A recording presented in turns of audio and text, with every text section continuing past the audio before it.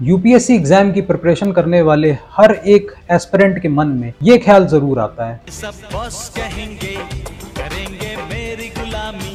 आप याद करो कोई हॉलीवुड या कोई यूरोपियन सिनेमा की मूवी जहां पे जो मेन हीरो है मूवी का वो एक आईएएस ऑफिसर या कोई आईपीएस ऑफिसर बना है। इनकी मूवीज में हीरो एक जासूस होगा, फौज में होगा, बिजनेस टाइकून होगा, फोटोग्राफर, सेलर होगा, लेकिन कभी भी कोई आईएएस, आईपीएस, आईएफएस ऑफिसर नहीं दिखेगा। आखिर ऐसा क्यों? इंडिया में यूपीएससी एग्जाम 10 लाख से ज्यादा लोग देते हैं और सीटें लगभग 1000 के आसपास होती हैं, यानी सफलता के चांसेस 0.1% से भी कम के होते हैं। और यूपीएससी एस्पिरेंट्स अभिमन्यु की तरह प्रीलिम्स, मेंस और इंटरव्यू के चक्रव्यूह में फंस के रह जाते हैं। और जब 32 साल की उम्र खत्म होती है तो पता चला गर्लफ्रेंड किसी और के 2 बच्चों की अम्मा बन चुकी है, सर के बाल झड़ना शुरू हो चुके हैं, पेट तोंद में बदल गया है और मास्टरबेट करते करते कल तक जो खिला हुआ फूल था आज वो चुसा हुआ आम बन गया है। और यूपीएससी एग्जाम के एस्पिरेंट होते हैं, स्टूडेंट नहीं होते हैं जैसे मेडिकल या इंजीनियरिंग फील्ड में होते हैं। अब ये स्टूडेंट आखिर 10-10 साल तक प्रिपरेशन करते क्यों हैं? कौन है आखिर इसके लिए जिम्मेदार? बस यहीं पे एंट्री होती है इन भोली भाली शक्ल वाले कोचिंग माफियाओं की। इन माफियाओं की दाल रोटी से लेकर शैंपेन, महंगी वेकेशंस, एक्सपेंसिव कार्स और दिल्ली के प्राइम लोकेशंस पे बड़े बड़े फ्लैट और बंगलो, ये सब चलते हैं एक मध्यम वर्गीय यूपीएससी एस्पिरेंट के घर वालों की गाढ़ी कमाई से। ये माफिया 1 लाख से लेके 2.5 लाख तक फीस चार्ज करते हैं अपने मेन कोर्सेज की। इसके अलावा कोई एक्स्ट्रा सब्जेक्ट पढ़ना है तो 50,000 से 1 लाख रुपए तक, कोई क्रैश कोर्स करना है तो 5-10 हजार रुपए, मॉक टेस्ट देने हैं 20-25 हजार रुपए, मॉक इंटरव्यू लेना है 1000-2 हजार रुपए। इनफैक्ट न्यूज़पेपर कैसे पढ़ना है उस पे भी क्लासेस होती हैं और उसके भी एक्स्ट्रा फीस लगती है, वो भी 15-20 हजार, 25 हजार। Actually UPSC aspirants in coaching माफियाओं के ग्राहक होते हैं और कोई भी दुकानदार ये कभी नहीं चाहेगा कि कोई ग्राहक उसकी दुकान पे बार बार ना आए। इसलिए ये कोचिंग माफिया कभी ये नहीं कहेंगे कि आपके लड़के में या आपके अंदर कोई काबिलियत नहीं है या आप कुछ और अच्छा कर सकते हो, लेकिन शायद इस फील्ड के लिए आप सबसे बेस्ट कैंडिडेट नहीं हो। ऑन द कॉन्ट्ररी ये माफिया ढेर सारे मोटिवेशनल स्पीचेस देंगे। असफलता कुछ होती ही नहीं दुनिया में। कबीर असफल है, रविदास असफल है, खेल है सर, कभी जीतोगे कभी हारोगे।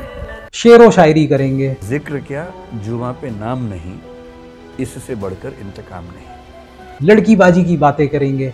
अभी तुम जाओ किसी लड़की के घर पे, उसके फादर से प्रपोजल लेकर, ऐसे बेरोजगार होके जाओ, बहुत भारी लाठी निकाल के तुमको और मार डाले तो कोई डाउट नहीं है, और आईएएस बन के जाओ फर्स्ट रैंक। और अगर उसकी 2 बेटी बोला दूसरे से भी कर ले जा, पूछने की बेटा तुमको क्या जरूरत थी, ताकि एक पर्सनल कनेक्शन बन जाए। इमोशनल बातें करेंगे। मैंने उसको जब जब देखा लोहा जैसे तपते देखा, गलते देखा, ढलते देखा, मैंने उसको गोली जैसे चलते देखा, ताकि आप उनके साथ कनेक्टेड फील करें। और बेचारा यूपीएससी एस्पिरेंट ये मोटिवेशनल लाइन, ये शेर व शायरी और अपने टीचर द्वारा भरी गई एक झूठी आस के सहारे अटेम्प्ट पे अटेम्प्ट देता चला जाता है और अपनी सारी जवानी इस एक एग्जाम पे खर्च कर देता है। ये लोग हमेशा कुछ इस तरीके से बोलेंगे, जब हारोगे तो लोग गाली देंगे, उसके लिए तैयार रहो, और जब जीतोगे आगे लेट जाएंगे लोग, भैया।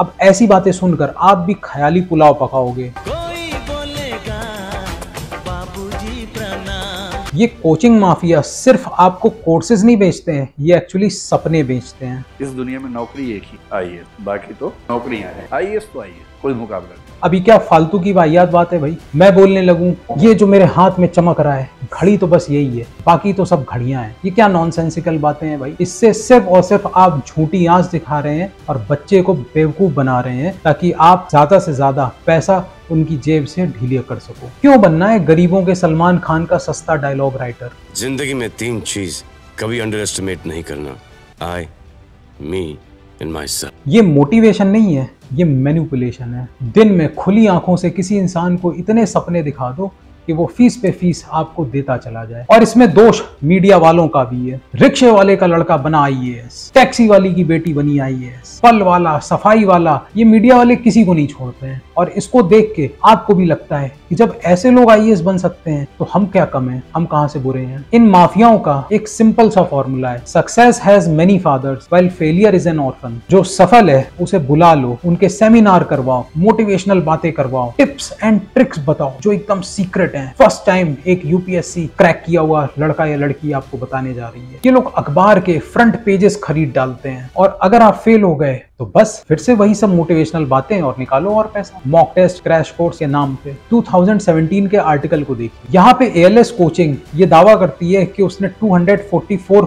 स्टूडेंट्स को कोचिंग दी थी और वो सफल हुए। बाजीराम यही क्लेम 400 प्लस स्टूडेंट्स का करती है और चाणक्य एकेडमी 355 का करती है। टोटल सीट्स 990 है और आप इन 3 कोचिंग्स के ही सारे एस्पिरेंट्स को अगर ऐड कर लोगे तो 990 से ज्यादा तो ये 3 ही कोचिंग बता रही है। तो क्या स्टूडेंट एक कोचिंग से दूसरी कोचिंग मेढक की तरह कूदता घूम रहा था, बस कोचिंग ही कर रहा था, पढ़ाई कुछ नहीं कर रहा था। अब सरकार भी यहाँ पे मैक्सिमम एज को बढ़ाती चली जा रही है। जहाँ यूपीएससी के एग्जाम में ये एज लिमिट 32 इयर्स है, वहीं पे पीसीएस के लिए ये एज लिमिट 40 इयर्स है और अलग अलग रिजर्व कैटेगरी के लिए उतना ज्यादा रिलैक्सेशन भी है। कुल मिला के एक लॉलीपॉप आपको दिखा दिया गया है, क्योंकि अगर 24-25 साल के बाद आप एलिजिबल नहीं बचे तो आप सड़क पे आओगे, धरना प्रदर्शन करोगे, आंदोलन करोगे सरकार के खिलाफ। लेकिन अभी क्या है कि आपके पास है एक होप और इस होप के सहारे आप 32 साल 40 साल तक एग्जाम देते रह जाओगे और उसके बाद जब कुछ भी हाथ नहीं लगेगा तो बचता है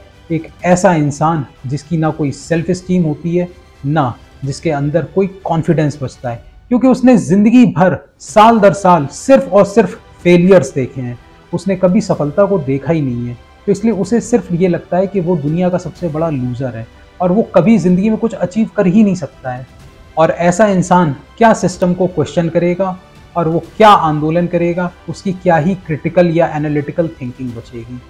2 वक्त की रोटी मिल जाए, कैसे भी करके गुजारा हो जाए, उसके लिए तो उतना ही काफी है। अब इन यूपीएससी एस्पिरेंट्स को ये माफिया कभी ये नहीं बताएंगे कि आप एक प्राइवेट जॉब के लिए बहुत सूटेबल हो, आपके पास ऐसी स्किल्स हैं जैसे कोडिंग की, ग्राफिक डिजाइनिंग की, वीडियो एडिटिंग की, जहाँ पे आप बहुत अच्छा कर सकते हो और आपकी स्किल्स के दम पे अगर एक कंपनी आपको छोड़ भी देती है तो 10 कंपनी आपको हाथों हाथ लेने के लिए तैयार होंगी। और बिजनेस में even sky is not the limit. सरकारी नौकरी में क्या 3-4 प्रमोशन मिलेंगे पूरी जिंदगी में, हर साल 3% के हिसाब से इंक्रीमेंट मिल जाएगा, उससे आप कितना कमा लोगे और कितना आपकी ग्रोथ होगी। अब आप सोच रहे होगे कि मैं तो करूंगा ऊपरी आमदनी, लेकिन जैसे जैसे टेक्नोलॉजी बढ़ रही है उसी हिसाब से करप्शन भी कम होता चला जा रहा है। आप याद करिए, एक समय ट्रेन के अंदर जो टीटी होता था वो बर्थ के एलोकेशन के नाम पे खूब पैसा बटोरता था और जब वो अपनी ड्यूटी खत्म करता था तो पूरा बैग उसका पैसों से भरा होता था, जो बेसिकली रिश्वत का पैसा है। लेकिन आज सॉफ्टवेयर सारी की सारी सीट्स को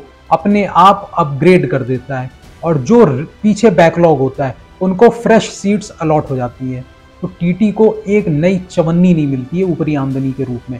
इनफैक्ट अगर रेलवे स्टेशन के एंट्री गेट पे कोई ऐसा मैकेनिज्म बन जाए जहाँ पे टिकट चेक हो, तो सोचो ना कि टीटी की जरूरत भी क्या है। आपने कभी किसी फ्लाइट में देखा है कि कोई प्लेन में टीटी एक एक के टिकट चेक कर रहा हो? एयरपोर्ट पे एंट्री गेट पे ही टिकट चेक हो जाते हैं। तो basically technology is the biggest enabler to fight against corruption. और सोशल मीडिया के जमाने में कोई भी भ्रष्टाचार का केस तुरंत वायरल हो जाता है, तो ऐसे में आप कितनी ऊपरी आमदनी कमा पाओगे। जो देश गरीब और अंडर डेवलप्ड होते हैं वहां पे सरकारी नौकरी का चार्म रहता है, लेकिन जैसे जैसे देश विकास करता चला जाता है और डेवलप्ड नेशन हो जाता है, वैसे वैसे सरकारी नौकरी का चार्म खत्म हो जाता है।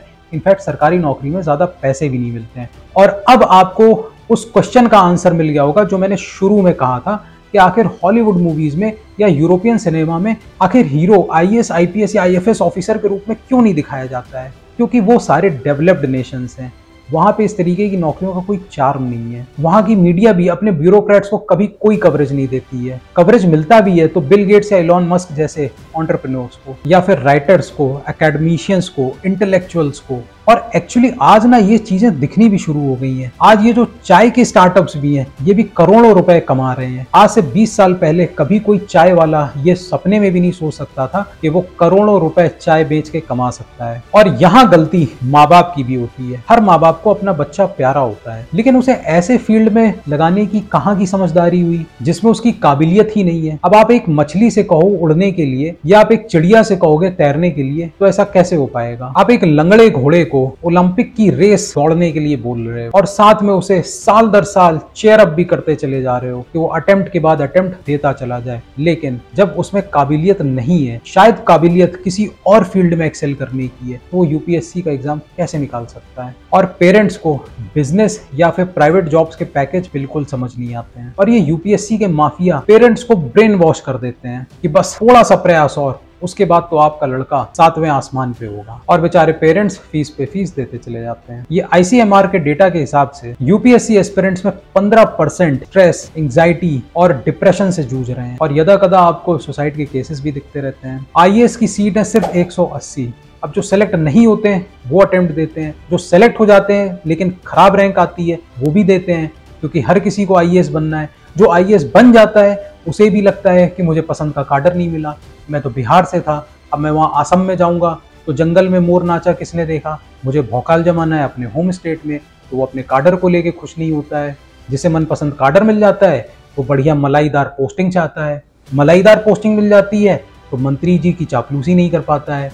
नतीजा होता है कि अशोक खेमका जैसे बार बार ट्रांसफर होते रहते हैं इधर उधर। ज्यादा कमाई कर ली तो रेड पड़ जाएगी, तो सरकार आपको जीने नहीं देगी, चाहे आप ईमानदारी से काम करो या बेईमानी करो। लेकिन ये यूपीएससी के माफिया आपको कभी ये सब चीजें नहीं बताएंगे। इनफैक्ट ऐसे ही एक फेमस यूपीएससी के माफिया अवध ओझा को मैंने एक वीडियो में ऑलरेडी एक्सपोज किया हुआ है, जिसे आप इस पॉपअप विंडो में देख सकते हैं।